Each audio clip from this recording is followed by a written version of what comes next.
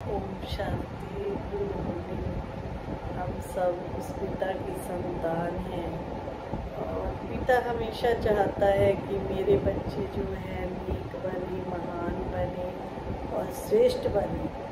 क्योंकि जब हम सतयुग में हम सब आत्माएं होती हैं तो बहुत सतो प्रधान होती हैं। कई लोगों के मन में ये क्वेश्चन होता होगा कि ये सृष्टि ऐसे ही थी क्या?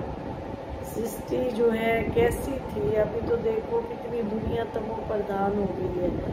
लेकिन जब परमात्मा ने सृष्टि रची, एक नई दुनिया रची, सतयुग रचा, तो उस टाइम तो सृष्टि जो है सतो प्रधान थी।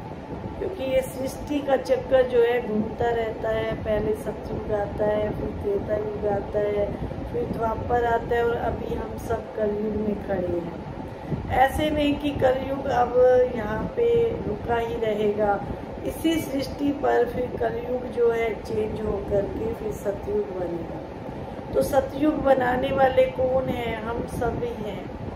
इस भारत को फिर से स्वर्ग बनाना है तो उसके लिए हमको ही आगे बढ़ना होगा, हमको ही कुछ करना होगा। ऐसे नहीं कि स्वर्ग अपने आप ही बन जाएगा।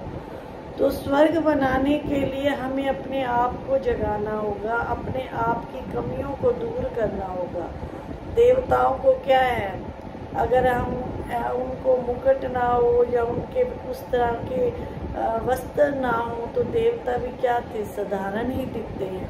तो ऐसे हम आत्माओं को भी देवी देवताओं की तरह सजा दिया जाए। तो अभी देखो मंदिरों में हम देखते हैं, अभी जन्माष्टमी आएगी तो सभी बच्चे तैयार होते हैं तो ऐसे लगता है जैसे साक्षात में देवता बैठे हैं। बच्चे भी ऐसे लगते हैं जैसे सतयुग के प्रिंस बैठे हैं। जन्माष्टमी पर जब झांकियाँ सजाई जाती हैं तो ऐसे परमात्मा कहते हैं सतयुग की दुनिया लाने के लिए तुमको अपने आप को सजाना होगा।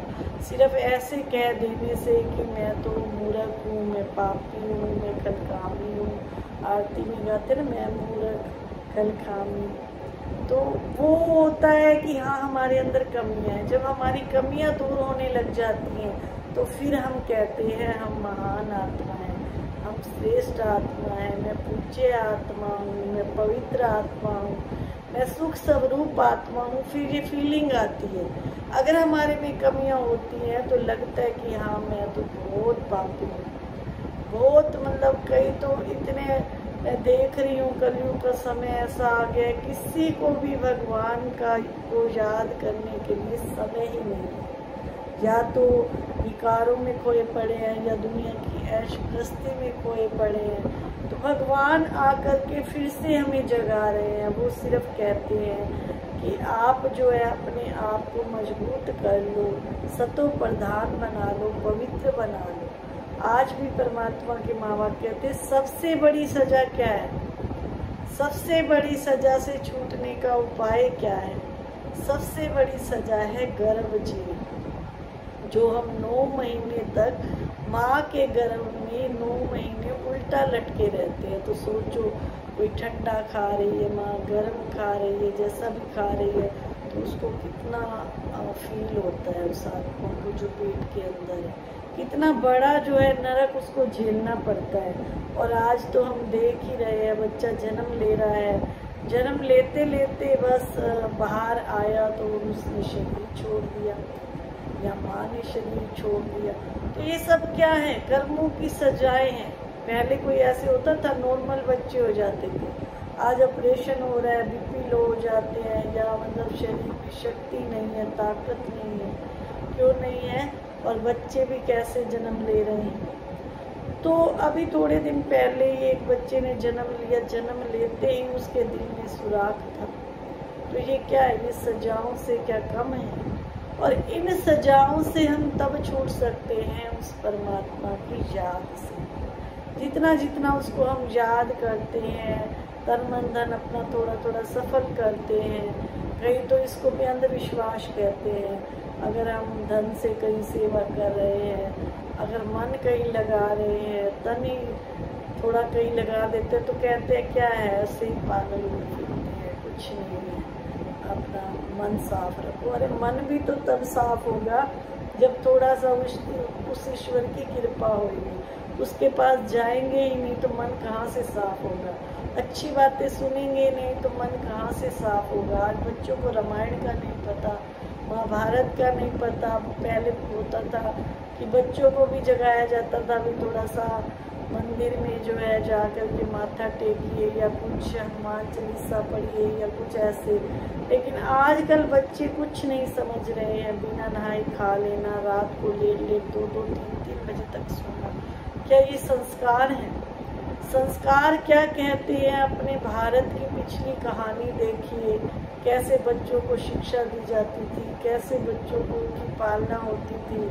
आज जो है वो पालना भी माँ बाप नहीं दे रहे। माँ बाप बच्चों को एक तरह से सिर चढ़ा रहे हैं। उनकी छोटी छोटी बातों को पूरा करके, उनकी जिद्दों को पूरा करके उनको जो है हम बढ़ावा दे रहे हैं। तो ऐसे नहीं कीजिए। हमारा भारत एक देव तुल्य भारत है, देवताओं की भूमि है। अपने बच्चों को इतना ऊंच बनाइए, इतना महान बनाइए, अच्छे संस्कार दीजिए। माँ बाप से ही बच्चे सीखते हैं।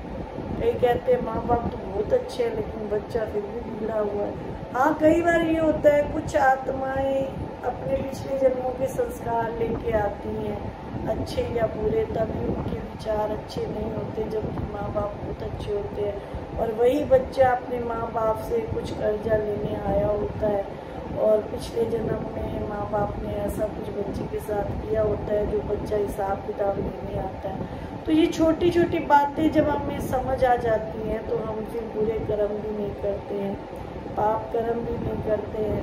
अभी कह देते हैं किसने देखा है, ऐसे कुछ भी कर लेते, किसने देखा है। लेकिन देख रहे हैं, हमें अपने कर्मों का भुगतान देना पड़ता है। जब देना पड़ता है तो फिर हम रोकते हैं। तो इसलिए थोड़ा सा समय निकाल करके उस ईश्वर का ध्यान कीजिए, उसको याद कीजिए। तो जो हमारे विकर्म हैं, जो पाप हैं, वो खत्म होते जाएंगे। आयु भी कम क्यों हो रही है? आयु कम हम श्रेष्ठ कर्म नहीं कर रहे हैं। जब अच्छे कर्म करने लग जाते हैं, उसका ध्यान करने लग जाते हैं, तो आयु भी हमारी अच्छी रहती है। हमारे बड़े दादी जी हैं और कई हम देख रहे हैं संस्था में, इतनी हम लंबी आयु है, 104 वर्ष के दादी जी ने शरीर छोड़ा। अभी भी जो इंचार्ज है दादी जी को 101 साल के होने वाली। तो ज़्यादा आयु भी हमें तब चाहिए जब दुनिया अच्छी हो। अभी जो है हम सोचते 60-70 साल अच्छे से जी लें, और मनुष्य क्या सोच रहा है 50 साल का हो जाऊंगा तब भगवान को याद करूंगा, अभी मेरी उम्र क्या है।